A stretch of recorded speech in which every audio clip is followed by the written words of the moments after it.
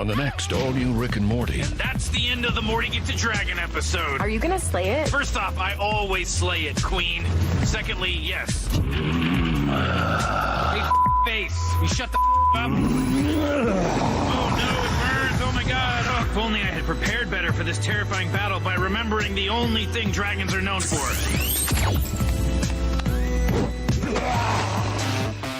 The episode starts when Rick and Morty are on an adventure and they find that something that they've been looking for has been stolen by a heist expert named Miles Knightley. He's a hack piece of shit. I'm gonna kill him. Who Rick has a serious, not just grudge against, but he just thinks everything he does is hacky. Mainly because, like, if you just want the thing, you should steal the thing. Why do you have to make a big elaborate deal out of it? What's the job? That was it. Bye. Yes, Rick's disdain for the heist genre is absolutely based on mine, yeah. I think Justin watched some heist movies at my behest. Thoroughly enjoyed them in the same way I enjoyed The Room or Troll 2. He would text me, it's like, holy shit, dude. When you get to the end, you're like, what the f*** are you talking? What? And I'm like, I know. Ridiculous. I programmed you to believe that. I programmed you to believe that. And I actually really like heist movies and love when you find out that it really was Brad Pitt that is in the SWAT team uniform, and you know, that's like the kind of stuff that I like. The police were us in police outfits. I mean, look, I'll be the first to say, like, I don't think you should make episodes based on your hatred of something. Whatever, man. Like, I just think it's ironic that the heist genre steals so much money from culture. Catch an all-new episode in 2 weeks, only on Adult Swim.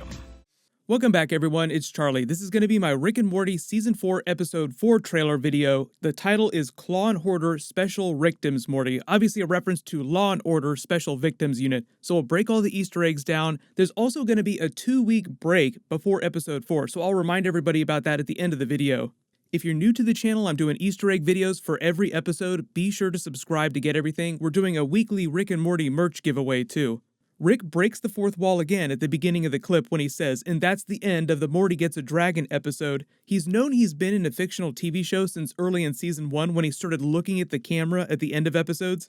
I put all the fourth wall breaks from the first 3 seasons in one of my trailer videos a while ago, so I'll put a link for that down in the video description here, because he breaks the fourth wall in pretty much every single episode, and sometimes it'll happen multiple times per episode. Fun fact Easter egg because of the Law & Order title, Law & Order SVU is also the show that Ice-T has been on for a billion years, but when they did the Water T character during Get Swifty, it was actually Dan Harmon doing an Ice-T impression. Then I better crunch the numbers. A couple years ago when that episode first aired, Ice-T was totally not a fan of it. I think Dan Harmon said something about Ice-T thinking that he and Justin were on drugs when they came up with the concept for the Water T character. But then a couple years after that, when Season 3 aired, Ice-T had completely 180'd on the series and started praising the show openly on his Twitter account. He even posted this tweet here.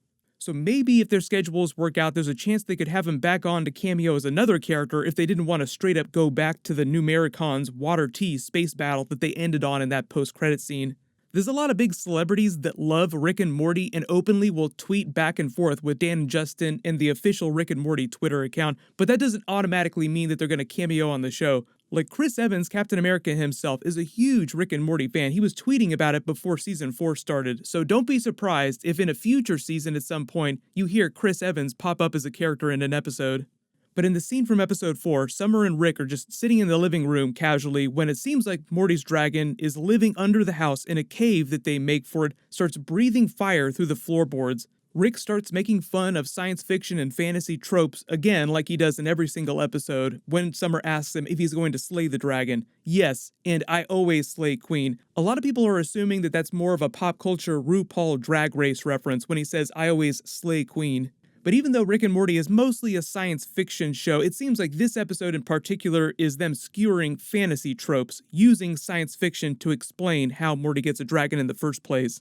Rick and Morty hasn't done a ton of fantasy-based episodes, but just like Star Wars is a blend of genres, we call it science fantasy, Rick and Morty is also the kind of show that can do that really easily. And if you're not a big Dan Harmon fan or you haven't been following his stuff for a couple years, most people know him from Community or from Harmontown, but he's also had a long-running Dungeons & Dragons role-playing game series within his Harmontown show called Harmon Quest.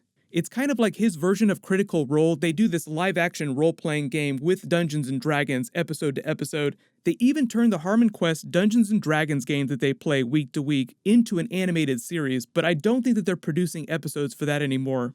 So Dan Harmon himself is a big fan of the fantasy genre and Dungeons & Dragons, and even back during Season 3, when it was airing at the same time as Game of Thrones Season 7 during the summer of 2017, he spent every week posting pictures of himself watching Game of Thrones episodes in his bedroom. So you remember the whole debacle where Adult Swim was taking shots at Game of Thrones Season 7 with that infamous title card that ran during a Rick and Morty episode? R.I.P. Game of Thrones writing 2011 to 2016.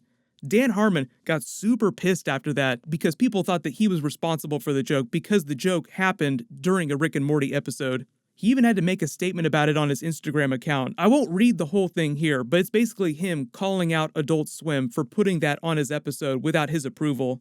Based on his explanation, it was just some random Adult Swim intern making those interstitials. But even though the final seasons of Game of Thrones were really divisive, he did say in his post that Game of Thrones was still his favorite TV show. So given his longtime love of the fantasy genre and Dungeons & Dragons, he even did Dungeons & Dragons episodes of Community. Don't be surprised if Rick and Morty starts doing a lot more fantasy-based or science fantasy-based episodes. And if you're a big fan of playing Dungeons & Dragons in real life, they actually did a Rick and Morty Dungeons & Dragons starter kit that you can buy right now. But then Rick goes down into the cave beneath the house to slay the dragon, and then they turn it into more of a Lord of the Rings Hobbit parody because this dragon seems more like a version of Smaug with his giant pile of gold that he's sleeping on. And the Smaug parody also syncs with the title of the episode because Claw and Hoarder, dragons hoard gold, particularly Smaug. Look at some of the other treasure items that he's got stashed here too on top of this pile of gold. This statue in the back is the Venus de Milo, probably one of the most famous ancient Greek statues. He's also got a purple sports car that kind of looks like a Tesla, which makes sense because Dan and Justin are friends with Elon Musk in real life, and they just had him on for a big guest role during episode 3 as Elon Tusk. Dan also bought himself a Tesla Model S a little while ago, so I wouldn't be surprised that this is the animators just working those little funny Elon Musk Easter eggs into the background of episodes. When the dragon roars and breathes flame on Rick, it kind of sounds like Keith David is doing the voice, but I can't tell for sure without actually hearing the dragon speak words. Keith David has done so many different Rick and Morty characters, I wouldn't be surprised if this was just the next one.